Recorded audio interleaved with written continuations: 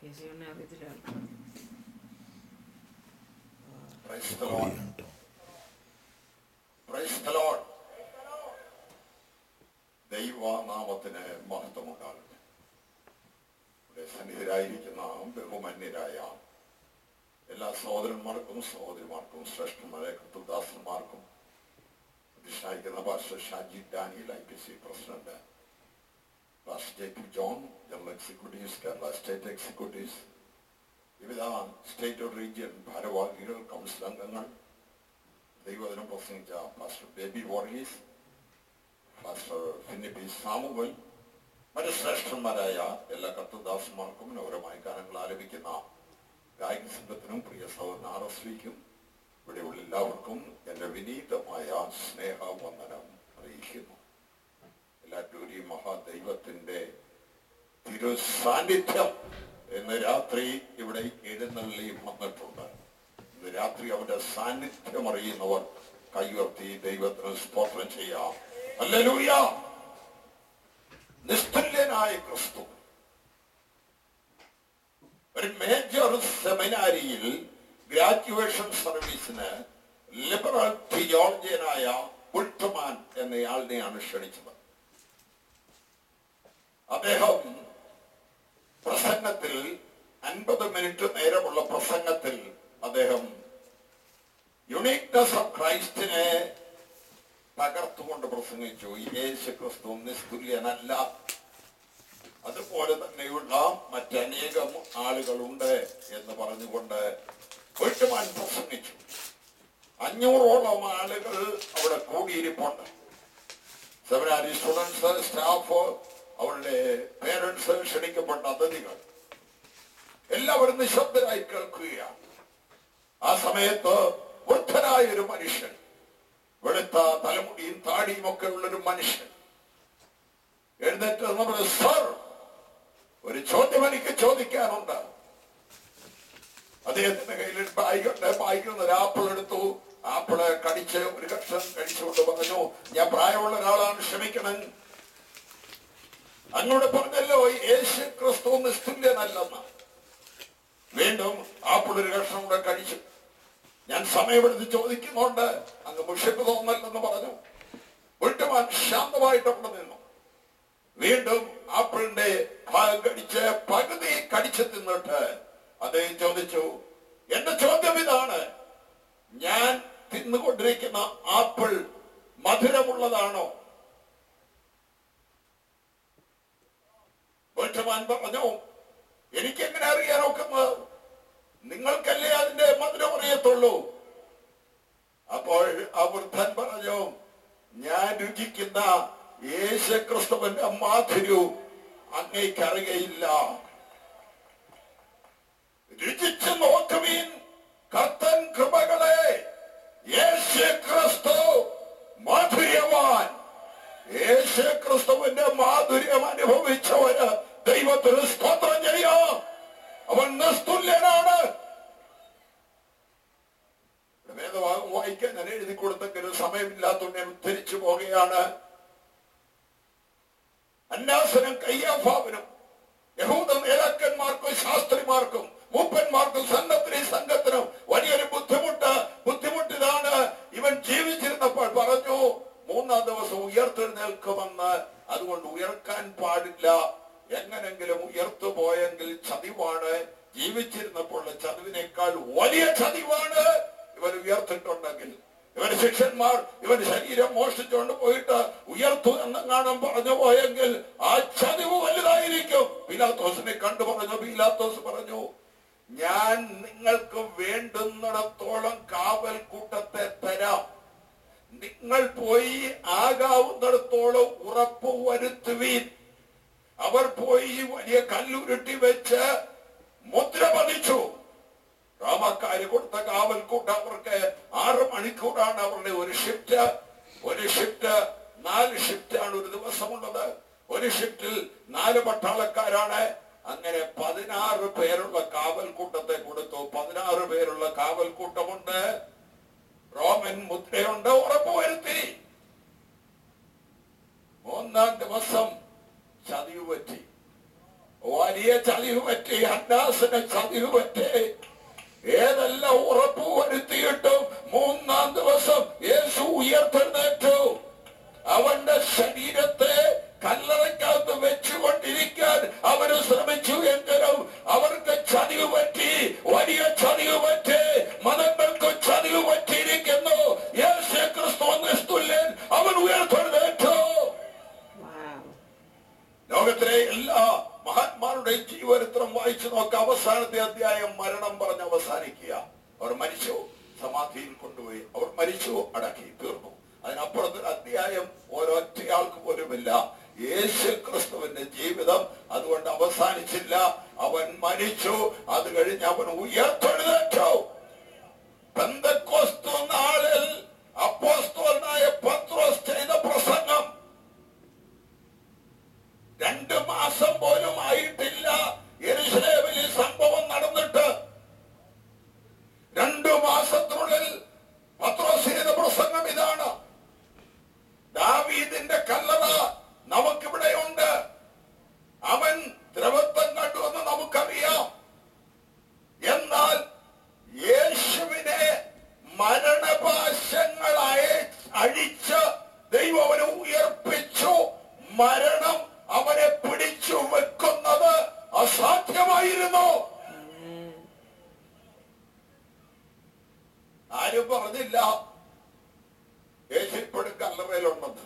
2 മാസം പോലും ആയില്ല. തൊട്ടടുത്ത കല്ലറ, ദാവീദിന്റെ കല്ലറ, മർക്കോസിന്റെ മാളിമുറിയുടെ അടുത്ത നടന്നു പോകാനുള്ള ചെറിയ ദൂരമേ ഉള്ളൂ.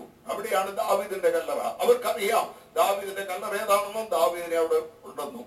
യേശുവിന്റെ കല്ലറ അവർക്കറിയാം. യേശു ഉയർത്തെഴുന്നേറ്റു എന്ന് പറഞ്ഞിട്ട് ഒറ്റയാള് പോലും എതിർത്തില്ലെന്ന് മാത്രമല്ല, 3000 പേര് അന്ന് സ്നാനമേറ്റു. 3000 പേര്. എന്താ അതിന്റെ അർത്ഥം? ആർക്കും എതിർക്കാൻ കഴിയാതെ വണ്ണം, ആർക്കും പരാജയപ്പെടുത്താൻ കഴിയാതെ വണ്ണം, ആർക്കും നിഷേധിക്കാൻ കഴിയാതെ വണ്ണം അത്രയ്ക്ക് തെളിവുള്ളതായിരുന്നു യേശുവിന്റെ പുനരുത്ഥാനം. യേശു ഉയർത്തില്ലായിരുന്നെങ്കിൽ ശീമോൻ മീൻ പിടിക്കാൻ പോയേനെ, അന്ത്രയോസ് മീൻ പിടിക്കാൻ പോയേനെ, യാക്കോബും യോഹന്നാനും പോയേനെ, ശിഷ്യന്മാര് ചെറിപ്പോയേനെ. യേശു ക്രിസ്തു ഉയർത്തില്ലായിരുന്നെങ്കിൽ ക്രൈസ്തവ സഭ കാണുകയില്ല. യഹൂദ മതശക്തിയും റോമൻ ഭരണകൂടവും നിഷ്പ്രയാസം അവരെ മുഴുവൻ ഭയപ്പെടുത്തി തകർത്ത് ഇല്ലായ്മ ചെയ്തേനെ. യേശു ഉയർത്തതിന്റെ തെളിവ് ഇന്ന് ലോകത്തിൽ 700 കോടി മനുഷ്യരുണ്ട്. അതിൽ 3-ൽ 1 ക്രിസ്ത്യാനിയാണ്. 3 പേരിൽ 1 ക്രിസ്ത്യാനിയാണ്. മനസ്സിലാകുന്നുണ്ടോ? യേശു ഉയർക്കുന്നതിന് തൊട്ട് മുമ്പ്, യേശുവിനെ ക്രൂശിച്ച അന്നു മുതൽ ഉയർപ്പിന്റെ ദിവസം വരെ ശിഷ്യന്മാര് പേടിച്ച് മുറിക്കകത്ത് കയറിയിരുന്നത് പോലെ ഉയർത്ത കാര്യം കേട്ടിട്ടും ഹെബ്രോൻ മൈതാനത്തിരിക്കുന്ന ഇരിപ്പ് ശരിയല്ല. യേശു ഉയർത്തു എന്ന് കേട്ടാൽ എങ്ങനെ നിങ്ങൾ ഇരിക്കാൻ കഴിയും? ഇത് സെലിബ്രേഷൻ നൈറ്റാണ്. ഇത് സെലിബ്രേറ്റ് ചെയ്യേണ്ട രാത്രിയാണ്. അവൻ ഉയർത്തെഴുന്നേറ്റു. ഒരു കെട്ടുകഥ കേൾക്കുന്ന പോലെ ഇരിക്കരുത്, ഒരു കിഴവി കഥ കേൾക്കുന്ന പോലെ ഇരിക്കരുത്. 3 പേരിൽ 1 ക്രിസ്ത്യാനിയാണെന്ന് മാത്രമല്ല, 4 ക്രിസ്ത്യാനികളിൽ, ലോകത്തിലെ 4 ക്രിസ്ത്യാനികളിൽ 1 പെന്തക്കോസ്തുകാരനാണ്. വല്ലതും മനസ്സിലാകുന്നുണ്ടോ? ആരാണോ എതിർത്ത് തോൽപ്പിക്കാൻ ശ്രമിക്കുന്നത് അവിടെയാണ് തഴച്ചു വളരുന്നത്. എവിടെയാണോ പീഡനം അവിടെയാണ് ആർത്തിനം വന്നത്. യേശു ക്രിസ്തു പറഞ്ഞു, ഈ മന്ദിരം പൊളിപ്പീൻ, ഞാനതിനെ 3 ദിവസം കൊണ്ട് പണിയാ. ഏത് മന്ദിരമാണ്? യേശു തന്റെ ശരീരം എന്ന മന്ദിരത്തെ കുറിച്ച് അത്രേ പറഞ്ഞത്. യേശുവിന്റെ ശരീരമാകുന്ന മന്ദിരത്തെ റോമൻ പട്ടാളക്കാര് ചമ്മട്ടി കൊണ്ട്, ഇരുമ്പാടി കൊണ്ട്, ഇരുമ്പ് ചുറ്റി കൊണ്ട്, മുൾക്കിരീടം കൊണ്ട്, മരക്കുരിശ് കൊണ്ട് അടിച്ച് തകർത്ത് പൊളിച്ചു. 3-ാം ദിവസം അതിരാവിലെ ആ മന്ദിരം ഉയർത്തെഴുന്നേറ്റു വന്നു. യേശു പറഞ്ഞു തന്റെ ശരീരം എന്ന മന്ദിരത്തെ കുറിച്ച്. യേശുവിന് ആ ശരീരം മാത്രമല്ലുള്ളത്, യേശുവിനൊരു ശരീരമുണ്ട്. അവന്റെ സഭ, അവന്റെ സഭ, അവന്റെ മന്ദിരമാണ്. ഈ മന്ദിരം നിങ്ങളൊന്ന് പൊളിപ്പീൻ, 3 ദിവസം കൊണ്ട് പണിയോ. ആരെല്ലാം ഏതെല്ലാം പീഡനം കൊണ്ട് ഈ മന്ദിരം പൊളിക്കട്ടെ.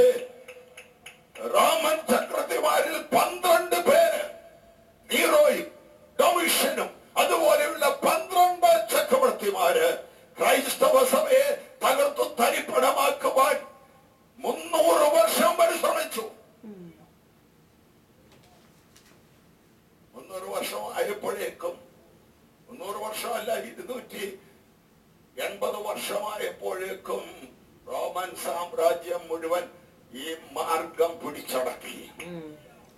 പീഡനത്തിന് ശ്രമിക്കുന്നവർ ഓർത്തുകൊള്ളുക, എവിടെ പീഡനമുണ്ടോ അവിടെ ദൈവത്തിന്റെ സഭ തടച്ചു വളരും, ദൈവത്തിന്റെ സഭ ശക്തിയോടെ വളരും. Praise the Lord. കർവാപ്പസി എന്താ? കർവാപ്പസി വീട്ടിലേക്ക് മടങ്ങി വരിക. നല്ല കാര്യമാണ്. വീട്ടിലോട്ടാണല്ലോ മടങ്ങി പോകേണ്ടത്.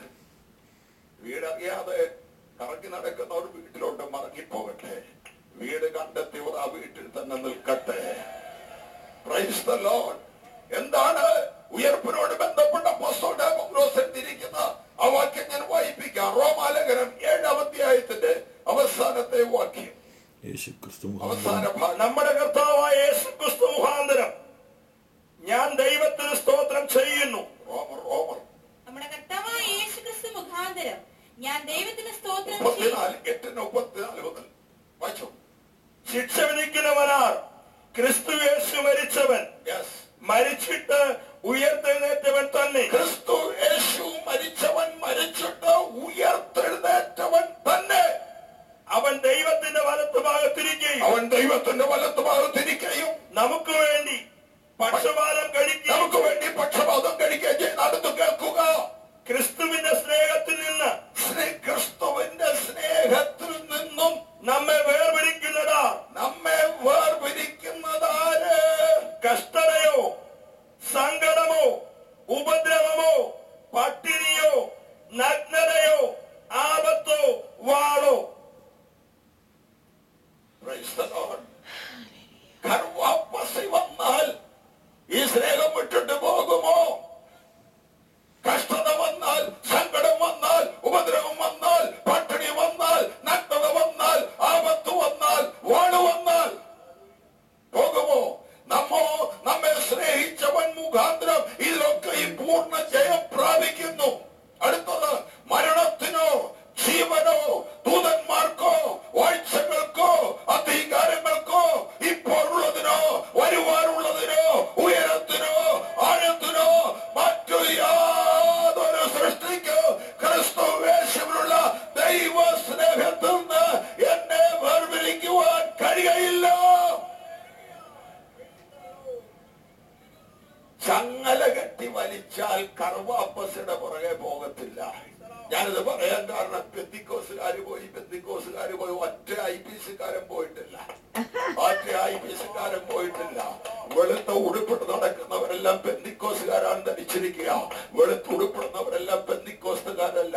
ഇന്ത്യൻ പെന്തക്കോസ്റ്റൽ ചർച്ച് ഓഫ് ഗോഡില് ദൈവത്തിന്റെ വചനം പഠിച്ച് ഉപദേശ നിശ്ചയമുള്ള കർത്താവിനെ സ്നേഹിക്കുന്ന ഒറ്റ ഒരാൾ പോലും കർവാപ്പസിക്ക് പോയിട്ടില്ല.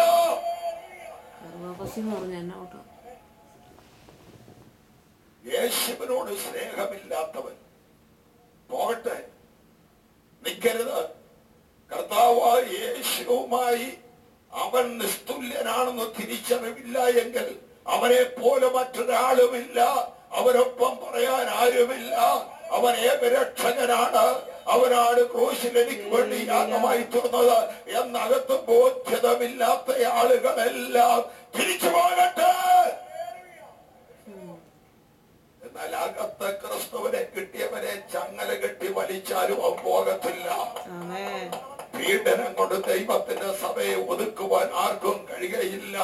പീഡനം കൊണ്ടോ ഭീഷണി കൊണ്ടോ ആരെയും ഒതുക്കുവാൻ കഴിയത്തില്ല. ഞാൻ ചോദിക്കട്ടെ, ഇവിടെ ഇരിക്കുന്ന ദൈവജനത്തോട്, കാലാവസ്ഥ മാറി വരികയാണ്, രാഷ്ട്രീയ കാലാവസ്ഥ മാറി വരികയാണ്. എങ്ങനെ ആയിത്തീരോ നമുക്ക് ആർക്കും അറിഞ്ഞുകൂടാ. എങ്ങനെയും ആയിക്കൊള്ളട്ടെ. നിന്റെ അകത്ത് ഉറപ്പുണ്ടോ? ഞാൻ യേശുവിനോട് ഇന്നുവരെ നിൽക്കും. ഈ രാജ്യത്ത് എന്റെ ചോര വീഴേണ്ടി വന്നാലും, എന്റെ രക്തം വീഴേണ്ടി വന്നാലും, ഞാനിവിടെ പടഞ്ഞ് മരിക്കേണ്ടി വന്നാലും യേശുവിന് വേണ്ടി ഞാൻ നിൽക്കും എന്നകത്ത് ഉറപ്പുള്ള എത്ര പേരുണ്ട്? അവരെയാണ് ഇന്ന് രാത്രി കർത്താവിനെ കാണേണ്ടത്.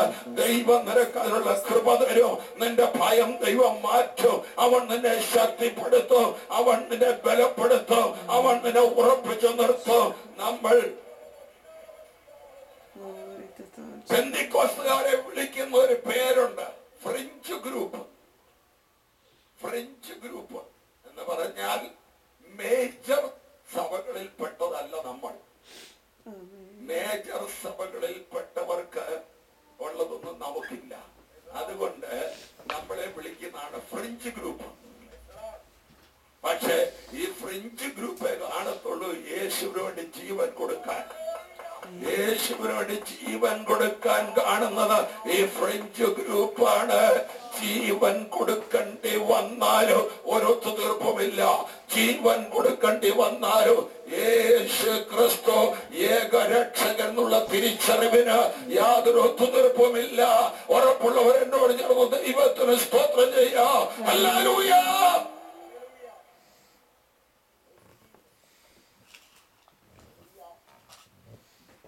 ഞാനിനി പറയാൻ പോകുന്നൊരു ജപ്പാൻകാരന്റെ പേരാ. ഷോയിക്കോയി യോക്കിയോ. ഷോയിക്കോയി യോക്കിയോ എന്ന് പേരുള്ള ജപ്പാൻകാരനായ ഒരു പട്ടാളക്കാരൻ രണ്ടാം ലോകമഹായുദ്ധകാലത്ത് കുവാം എന്ന പേരുള്ള ദ്വീപിൽ അയാൾ ഡ്യൂട്ടി ചെയ്യുകയായിരുന്നു. ശത്രു സൈന്യത്തിന് നിര വരുന്നത് കണ്ടപ്പോൾ അവര് പിടിച്ച് തടങ്കൽ പാളയത്തിലാക്കുമെന്ന് ഭയന്ന് ഗുവാമിന്റെ ഉൾക്കാട്ടിലേക്ക് ഓടിപ്പോയി. പേടിച്ച് വിറച്ച് ഓടിപ്പോയി. ഷോയിക്കോയി ഉൾക്കാട്ടിൽ ചെന്ന് ഒരു ഗുഹയ്ക്കകത്ത് താമസമാക്കി. പേടിയാണ് വള്ളിയിലോട്ട് വരാൻ. ശത്രുക്കൾ വരും, പിടിച്ചുകൊണ്ട് പോകും. ഗുഹയ്ക്കകത്തിരിക്കുകയാണ്. കഴിക്കാൻ എന്താണ്? എലിയെ പിടിച്ചു തിന്നു, തവളയെ പിടിച്ചു തിന്നു, പാറ്റ പിടിച്ചു തിന്നു, കാട്ടിൽ വളരുന്ന മരങ്ങളുടെ പഴങ്ങൾ തിന്നു. 28 വർഷം ഉൾക്കാട്ടിൽ പേടിച്ച് കഴിയുകയാണ്. കാട്ടിൽ നായാട്ടിന് പോയ ചില ആളുകൾ തലമുടി വളർന്ന് താടി വളർന്ന് വസ്ത്രം ധരിക്കാതെ പ്രാകൃതനായ ഒരു മനുഷ്യനെ കണ്ട് അവരത്ഭുതപ്പെട്ടു. മനുഷ്യനെ കണ്ടപ്പോൾ ഇയാൾ ഓടി ഗുഹയിൽ കയറി. ഇവര് പുറകെ ചെന്നു, അയാളെ പിടിച്ചു. അപ്പോഴാണ് മനസ്സിലാകുന്നത് ജപ്പാൻ പട്ടാളക്കാരനാ. യുദ്ധം തീർന്നത് അയാൾ അറിഞ്ഞിട്ടില്ല. രണ്ടാം ലോകമഹായുദ്ധം കഴിഞ്ഞു. 28 വർഷം അയാൾ അറിഞ്ഞിട്ടില്ല. അവര് പറഞ്ഞു, യുദ്ധം തീർന്നു, പേടിക്കണ്ട, ഇനി ആരും പിടിക്കത്തില്ല, ഇവിടെ പാറ്റായി തിന്നോണ്ടിരിക്കണ്ട, സമാധാനമാണ്, ഇറങ്ങി വാ. കാൽവറിയിൽ യുദ്ധം ജയിച്ചിരിക്കുന്നു. പേടിച്ചിരിക്കണ്ട, നീ ഗുഹയ്ക്കകത്ത് ഒളിച്ചിരിക്കണ്ട. പാപത്തിന്റെ ഗുഹയ്ക്കകത്ത്, അന്ധവിശ്വാസത്തിന്റെ ഗുഹയ്ക്കകത്ത് നീ ഒളിച്ചിരിക്കണ്ട, ഇറങ്ങി വാ. അതാണ് ഞങ്ങൾ വിളിച്ചു പറയുന്നത്. അതാണ് സ്വാതന്ത്ര്യ സന്ദേശം. അതാണ് സുവിശേഷന്റെ സന്ദേശം. അതിന് ഒത്തുതീർപ്പില്ല. അത് വിടുതൽ നൽകുന്ന സന്ദേശമാണ്. ഉയർപ്പിന്റെ ശക്തി ജീവിതത്തിൽ അനുഭവിക്കുന്നവരാണ് ദൈവജനം. യേശു ക്രിസ്തുവിനെ മരിച്ചവരുടെ ഇടയിൽ നിന്ന് ഉയർപ്പിച്ചവന്റെ ആത്മാവ് നിങ്ങളുടെ മധ്യ ശരീരത്തിൽ വസിക്കുന്നു എങ്കിൽ, യേശു ക്രിസ്തുവിനെ മരിച്ചവരുടെ ഇടയിൽ നിന്ന് ഉയർപ്പിച്ചവൻ തന്റെ ആത്മാവിനാൽ നിങ്ങളുടെ മർത്യ ശരീരങ്ങളെയും ജീവിപ്പിക്കും. ഏതാത്മാവാകത്തിരിക്കുന്നത്? യേശു ക്രിസ്തുവിനെ മരിച്ചവരിൽ നിന്ന് ഉയർപ്പിച്ചവന്റെ ആത്മാവ്. അവനെ പിടിച്ചു വെക്കാൻ ഒക്കത്തില്ലായിരുന്നു ഭൂമിക്ക്. യേശു പറഞ്ഞു, യോന മത്സ്യത്തിന്റെ വയറ്റിൽ 3 രാവും 3 പകലും ഇരുന്നത് പോലെ മനുഷ്യപുത്രനും ഭൂമിക്കുള്ളിൽ ഇരിക്കും. യോനായെ വിഴുങ്ങിയ മത്സ്യത്തോട് ചോദിച്ചാൽ അറിയാം അതിന്റെ വെപ്രാളം. ദഹിക്കാതെ ഒരു മനുഷ്യൻ 90 കിലോ 80 കിലോ ഉള്ള ഒരു മനുഷ്യൻ വയറ്റിൽ കിടക്കുക. മീനിന്റെ വയറ്റിൽ വെപ്രാളപ്പെട്ട് ഓടുക. ഒറ്റ താല്പര്യം ശ്രദ്ധിച്ചു കിടന്നു.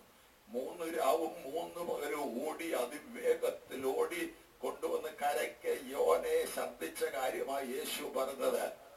യേശു ഭൂമിക്കടിയിലിരിക്കുമെന്ന്. യേശുവിന്റെ ആത്മാവ് ഭൂമിയുടെ അധോഭാഗങ്ങൾ ഇറങ്ങിപ്പോയി. പോയപ്പോൾ ഭൂകമ്പമുണ്ടായി. അവൻ ക്രൂശിൽ മരിച്ചവന്റെ ആത്മാവിനെ, പ്രാണനെ ദൈവങ്ങൾ ഏൽപ്പിച്ചു.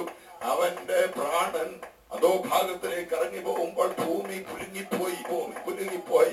യേശു ഉയർത്തപ്പോഴും ഭൂമി കുലുങ്ങിപ്പോയി. ഭൂമി അസ്വസ്ഥമായിരുന്ന 3 ദിവസം ഇവനെ വെച്ചോണ്ടിരിക്കാനൊക്കത്തില്ല. അവനെ പിടിച്ചു വെക്കുന്നത് മരണത്തിന് സാധ്യമല്ലായിരുന്നു. മരണത്തിന്റെ പാശങ്ങളെ ദൈവം അഴിച്ചു. മരണത്തിന് കയറുണ്ടെന്ന്. പാശം എന്ന് പറഞ്ഞാൽ കയറ് കൊണ്ട് കെട്ടുകയാണെന്ന പത്രോസിന്റെ പ്രസംഗത്തിൽ കാണുന്ന ആലങ്കാരിക ഭാഷയാണ്. കയറുകൊണ്ട് കെട്ടിയിരിക്കുക. ഇന്ത്യക്കാര് പറയുമായിരുന്നു മരണദൂതന്റെ പേര് കാലൻ. അവൻ യാത്ര ചെയ്യുന്നത് പോത്തിന്റെ പുറത്ത്. അവന്റെ കയ്യിൽ കറുത്ത കയറുണ്ട്. കറുത്ത കയറിൽ കുരുക്കിട്ട് നോക്കും ആരെയെ കൊണ്ടുപോകണ്ടെന്ന്. ഒറ്റ ഏറാണ്. ആരുടെ കഴുത്തെ കുരുക്ക് വീഴുന്ന ആടിനെ പിടിച്ചോണ്ട് പോവുകയാണ് കാലൻ. വെളിപ്പാട് പുസ്തകത്തിൽ മരണം വരുന്നത് മഞ്ഞ നിറമുള്ള കുതിരയുടെ പുറത്താണ്. മഞ്ഞ നിറമുള്ള കുതിരയുടെ പുറത്ത് ഒരു ദൂതൻ വന്നു. അവന് മരണമെന്ന് പേർ. ഏതായാലും കയറുണ്ട്. കയറിട്ട് കെട്ടുക. കാലനായാലും കൊല്ലാം, മഞ്ഞദൂതനായാലും കൊള്ളാം. കയറ് കൊണ്ട് കെട്ടുക. പക്ഷേ ആ കയറ് ദൈവം അഴിച്ചു. യേശുവിനെ മരണം കെട്ടിയ കയറ് ദൈവം അഴിച്ചു. ലോകത്തിലെ നേതാക്കന്മാർ മരിക്കുമ്പോൾ, ഇന്ത്യയുടെ ഭരണകർത്താക്കൾ മരിക്കുകയാണ് എങ്കിൽ അന്ന് കറുത്ത കൊടി പൊക്കും. പതാക പകുതി താഴ്ത്തിക്കെട്ടും. പതാകയുടെ മുകളിൽ കറുത്ത കൊടി. നമ്മുടെ നാട്ടിൽ ആര് മരിച്ചാലും കറുത്ത കൊടി. അത് മരണത്തിന്റെ കൊടിയാ. മരണത്തിന്റെ കൊടിയാണ് കറുത്ത കൊടി. കറുത്ത കൊടി കെട്ടുമ്പോൾ മരണം പറയുക, ഞാൻ ഈ വീട്ടിലെ ആളിനെ പിടിച്ചു. പതാക താഴ്ത്തിയത് കണ്ടോ? ഈ രാജ്യത്തെ പതാക താഴ്ത്തി കെട്ടി ഞാനാ പൊങ്ങുന്ന മരണം. യേശു മരിച്ചപ്പോഴും മരണം കൊണ്ടുവന്ന് കറുത്ത കൊടി കെട്ടിക്കാണും. പക്ഷേ 3 ദിവസമേ നിന്നുള്ളൂ.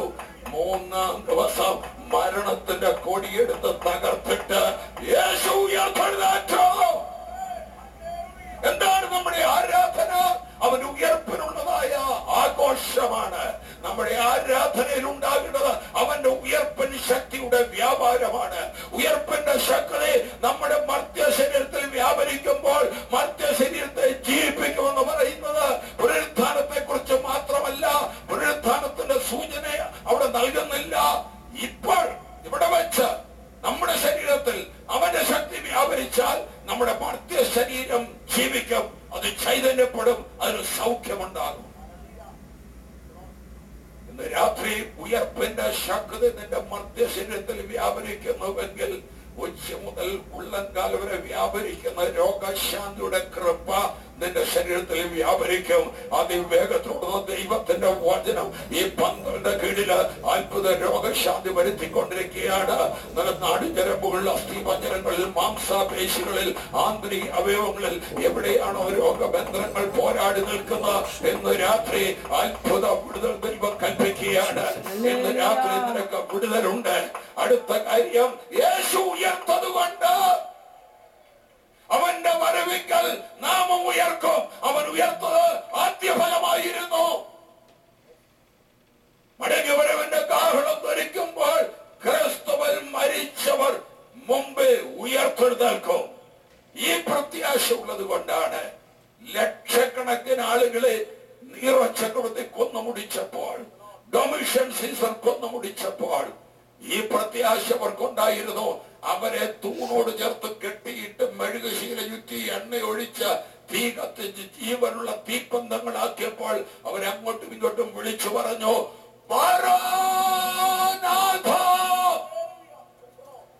അതിനർത്ഥം ഞങ്ങളുടെ കർത്താവ് വരുന്നു. ഇവിടെ ഞങ്ങളെ തീ കത്തിച്ച് ചുട്ട് ചാമ്പലാക്കിയാൽ ഈ ചാരത്ത് നിന്ന് ഞങ്ങൾ ഉയർത്തെഴുന്നേറ്റ് വരും. ഈ പ്രത്യാശയുള്ളവരെ ആർക്ക് തോൽപ്പിക്കാൻ കഴിയും? ഈ പ്രത്യാശയുള്ളവരെ ഏത് പട്ടാളത്തിന് തോൽപ്പിക്കാൻ കഴിയും? ഈ പ്രത്യാശയുള്ളവരെ ഏത് ഭരണകൂടത്തിന് തോൽപ്പിക്കാൻ കഴിയും? ഈ പ്രത്യാശയുള്ളവരെ ഏത് പീഡകർക്ക് തോൽപ്പിക്കാൻ കഴിയും? ഈ പ്രത്യാശയുള്ളവരെ തോൽപ്പിക്കാൻ ലോകത്തിൽ ഒരു ശക്തിക്ക് കഴിയത്തില്ല. എന്തും വന്നുകൊള്ളട്ടെ, ക്രിസ്തുവേശുള്ള ദൈവ സ്നേഹത്തിൽ നിന്ന് എന്നെ വേറൊരുപ്പാൻ കഴിയയില്ല എന്ന് ഞാൻ ഉറച്ചിരിക്കുന്നു. ഒരു തീരുമാനം ഇവിടുത്തെ ഇന്ന് പോകാവുള്ളൂ. ഇന്ന് ശനിയാഴ്ച രാത്രി ആരാധനയ്ക്ക് വേണ്ടി സമയം ഞാൻ ഓർത്തിരിക്കുകയാണ്. ആരാധന എന്ന് പറഞ്ഞാൽ അവന്റെ ഉയർപ്പിനെ കുറിച്ചുള്ള ആ വലിയ ആഹ്ലാദത്തുള്ള സെലിബ്രേഷൻ വേണം. അവൻ മരിച്ചു കിടക്കുന്ന ഒരു രക്ഷകനല്ല, അവൻ മരിച്ചു പോയ ഒരു രക്ഷകനല്ല. സകല മഹാന്മാരും മരിച്ചു കല്ലറയിൽ ഇരിക്കുമ്പോൾ കർത്താവായ യേശു അവൻ ഉയർത്തെഴുന്നേറ്റവനാണ്. ഡൽഹിയിലെ യമുനാ നദിയുടെ തീരത്ത് ശാന്തിഘട്ടിൽ മഹാത്മയുടെ സമാധി ഞാൻ കണ്ടിട്ടുണ്ട്. അവിടെ ഒരു ദീപം കത്തിക്കൊണ്ടിരിക്കുകയാണ്. 24 മണിക്കൂർ മണയാതെ കത്തുകയാണ്. അത് തൊട്ടടുത്താണ് പണ്ഡിറ്റ് ജവഹർലാൽ നെഹ്റുവിന്റെ സമാധി, അതിനടുത്താണ് ഇന്ദിരാഗാന്ധിയുടെ സമാധി, അതിനടുത്താണ് രാജീവ് ഗാന്ധിയുടെ സമാധി, അതിനടുത്താണ് ലാൽ ബഹദൂർ ശാസ്ത്രിയുടെ സമാധി. ഇതെല്ലാം അടഞ്ഞു കിടക്കുമ്പോൾ സരോജിനി നായിഡു മഹാത്മാഗാന്ധി മരിച്ചു കഴിഞ്ഞപ്പോൾ ഇന്ത്യയുടെ വാനമ്പാടി ഇങ്ങനെയാണ് പറഞ്ഞത്, അല്ലയോ മഹാത്മാവേ, നസ്രേയനായ യേശു ഉയർത്തെഴുന്നേറ്റ് വന്നതുപോലെ അങ്ങ് ഉയർത്തെഴുന്നേറ്റ് വന്ന് ഭാരതത്തെ വീണ്ടും നയിച്ചാലോ? ആ വാക്കുകൾക്ക് മറുപടി ഉണ്ടായില്ല. ആ ഉലക മഹാന്മാർ അഖിലരും ഒരുപോൽ ഉറങ്ങുന്നു കല്ലറയിൽ. നമ്മുടെ ഉന്നതൻ യേശു മഹോന്നതൻ മാത്രം ഉയരത്തിൽ ജീവിക്കുന്നു. യേശു ക്രിസ്തു ഉയർത്തി ജീവിക്കുന്നു എന്ന് ഉറപ്പുള്ളവർ, അവന് വേണ്ടി ജീവൻ കൊടുക്കാൻ തയ്യാറുള്ളവർ, അവന് വേണ്ടി ഏതു കഷ്ടതയോ ബുദ്ധിമുട്ടോ പ്രയാസമോ വന്നാലും പുറകോട്ട് ഞാൻ പോകയില്ല, അവനെ ഞാൻ തള്ളി പറയയില്ല, അവന് വേണ്ടി ഞാൻ നിലനിൽക്കുമെന്ന് ഉറപ്പുള്ളവർ എഴുന്നേറ്റ് നിൽക്കാം. ഇവിടെ ഇത്രയും സ്ഥലം ഈ സംഘാടകർ ഇട്ടിരിക്കുന്നത് ദൈവജനത്തിന് മുമ്പോട്ട് വന്ന് ദൈവത്തെ ആരാധിക്കുവാനാണ്. പുറകോട്ട് മടുത്തിരിക്കേണ്ട. ഈ ശനിയാഴ്ച രാത്രി ആത്മനിറവുള്ള ദൈവദാസന്മാർ, ദൈവജനങ്ങൾ അവർ മുമ്പോട്ട് വന്ന് കൈയടിച്ച് ആത്മാവിൽ നിറഞ്ഞ് പാടി നമ്മൾ ആരാധിക്കാൻ പോകുകയാണ്. ആരാധന ശബ്ദം ഇവിടെ ഉയരട്ടെ, ദൈവത്തിന് മഹത്വം ഇവിടെ ഉയരട്ടെ. ദൈവത്തിലെ ദൂതന്മാർ സ്വർഗത്തിൽ നിന്ന് താഴേക്ക് കുടി നോക്കുന്ന ഒരു പെന്തക്കോസ്തിന്റെ ആരാധന, ആത്മാവിലുള്ള ഒരു ആരാധന ഇന്ന് രാത്രി ഇവിടെ കത്തി ജ്വലിക്കട്ടെ. മുമ്പോട്ട് നടന്നു വരാം, കർത്തൃദാസം മുമ്പോട്ട് നടന്നു വരാം, സൗരമാവ് മുമ്പോട്ട് നടന്നു വരാം. കർത്താവിന് വേണ്ടി ജീവൻ കൊടുക്കുവാൻ തയ്യാറുണ്ടെന്ന് പറഞ്ഞ് കൈവക്കിയിട്ട് ഒരു ചുവട് വെക്കാൻ തയ്യാറില്ലേ? മുമ്പോട്ട് നടന്നു വരാം, മുൻപോട്ട് ദിവസം നടന്നു വരാം. നിങ്ങൾക്ക് ഒരു ക്ഷീണവും സംഭവിക്കില്ല. മുമ്പോട്ട് നടന്നു വന്നാൽ ദൈവത്തിന് മുമ്പോട്ട് നടന്നു വരാം, സഹോദരിമാര് മുമ്പോട്ട് നടന്നു വരാം. നിങ്ങൾ പ്രാർത്ഥനയ്ക്ക് വേണ്ടിയല്ല മുമ്പോട്ട് ഞാൻ വിളിച്ചത്, ഞാൻ വിളിക്കുന്നത് ആരാധിക്കുവാനാണ്. സഹോദരന്മാർ ഒരു സൈഡിലേക്ക് മാറി നിൽക്കാം, സഹോദരിമാർ ഈ സൈഡിലേക്ക് മാറി നിൽക്കാം. സഹോദരിമാരും മുമ്പോട്ട് നടന്നു വരാം. ദൈവത്തെ ആരാധിക്കാൻ താല്പര്യമുള്ള സഹോദരിമാർ മുമ്പോട്ട് നടന്നു വരാം. യോഗം തീരാൻ കുറച്ചുകൂടെ സമയമുണ്ട്. നേരത്തെ നിർത്തിയതാണ്. നമുക്ക് മുമ്പോട്ട് വന്ന് ദൈവത്തെ ആരാധിക്കാം, ദൈവത്തെ മഹത്വപ്പെടുത്താം, അവന്റെ നാമത്തിനെ സ്തുതിക്കാം.